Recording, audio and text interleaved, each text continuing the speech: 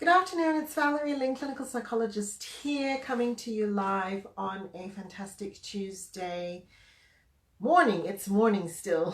How are you? I put a post a couple of days ago with me actually taking a picture of myself in the loo. What a strange thing to do. And I did promise that I would eventually live stream on it. However, the commentary in the photo was very interesting. Apparently, I am not the only person who might get some interesting thoughts when they were in the loo.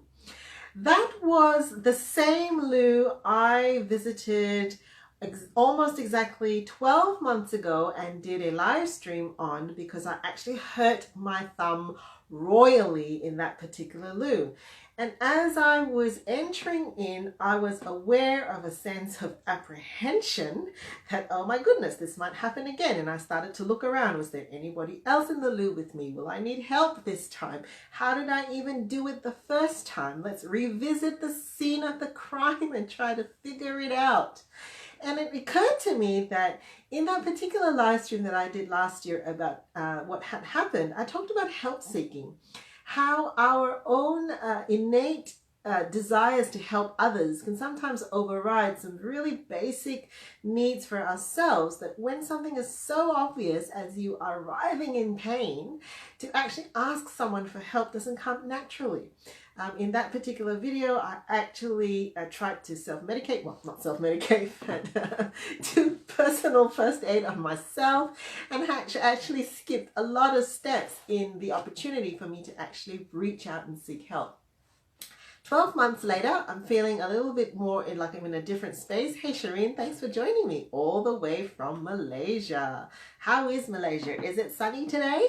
We're having some very sunny weather here.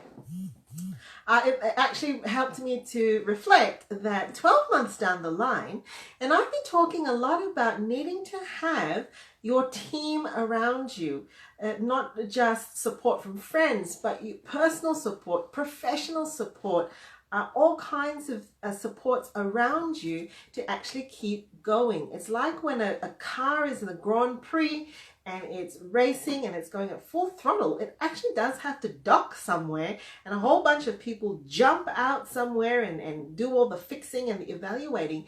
And they're actually picking things up that they may not, you may not, or the driver may not have known to the outside eye. Why?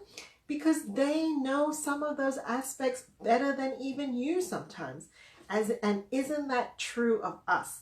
Sometimes we may not actually be seeing the things that we need help with, but the people around us who know us well can see that. We need to allow them in to be able to ask us those hard but important questions. Shireen says, it's as sunny in Malaysia as is my smile. Oh, well, thank you. That's very kind of you. Well, I'm glad you're having sunny weather. So something that I frequently get told or asked, or maybe it's more commentary, is life has always been tough, Valerie. Why can't we seem to survive or thrive better these days? Is it that our resilience has dropped? Is it that society is faster? What is the issue?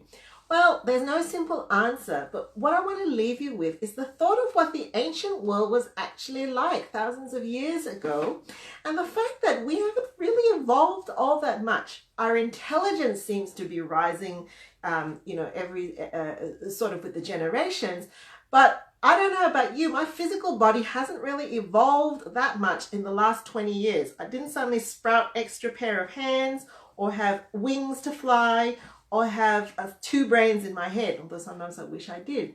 So when you actually think of how people lived in the ancient world, to get from point A to point B, they actually had to walk or run or ride on some form of animal.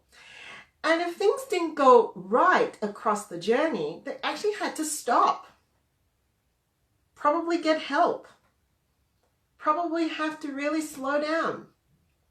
And if you went from point A to point B and it was a 3-day journey, you'd probably need to recover. Feed yourself. Feed the animal you're on.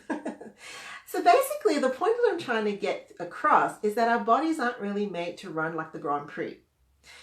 We are finite creatures, and we have finite bodies, and we have real practical and emotional needs. So in this run up to the busy season, I hope that you will remember that. I hope that you will slow down, pace yourself, ask for help, reach out for help, seek help, and put some people around you, whoever they might be, personal, professional, collegial. Reach out and touch somebody, people. Have a great one.